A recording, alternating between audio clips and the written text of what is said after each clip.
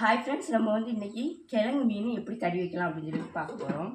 பாருங்கள், கிழங்கு மீனை கழுவி வச்சு நம்ம அம்மா தந்தாங்க பார்த்தீங்களா, கிழங்கு மீன் அதை கழுவி வச்சு இதை நம்ம எப்படி கறி வைக்கலாம் அப்படின்னு சொல்லிட்டு பார்ப்போம்.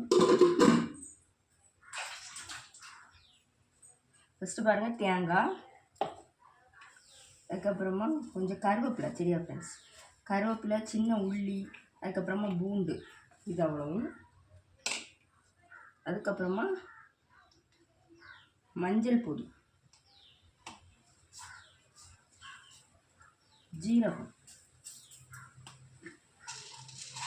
நல்ல மிளகு, அதுக்கப்புறம் மல்லிப்பொடி, கொஞ்சமாக மல்லிப்பொடி, அதுக்கப்புறமா வத்தல் பொடி. சரியா ஃப்ரெண்ட்ஸ், வத்தல் பொடி இது இவ்வளோத்தையும் நம்ம போய் இப்போ அரைச்சிட்டு வந்துடுவோம். சரியா ஃப்ரெண்ட்ஸ், கொஞ்சமாக தண்ணி ஊற்றி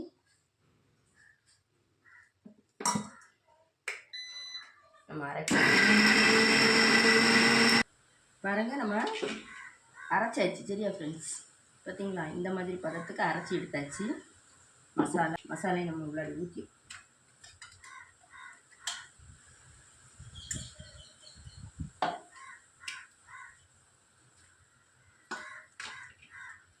அதுக்கப்புறமா புளி கரைச்சி வச்சுருக்கோம். சரியா ஃப்ரெண்ட்ஸ், புளி தண்ணியும்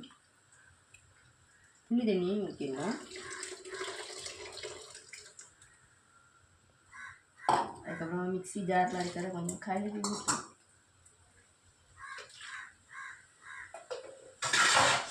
பாருங்கள், தக்காளியும் வெட்டி போட்டுருவோம். நான் இந்த மேலே இருக்க அந்த வெள்ளை கலர் போட மாட்டேன்.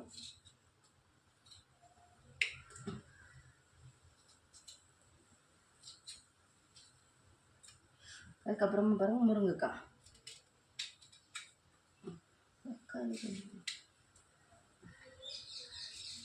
தேவையான அளவு உப்பு,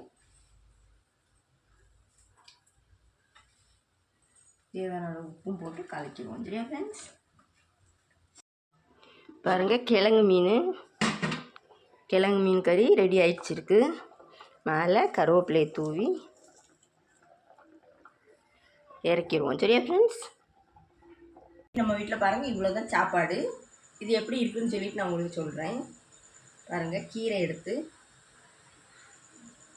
கீரையும் கிழங்கு மீன்,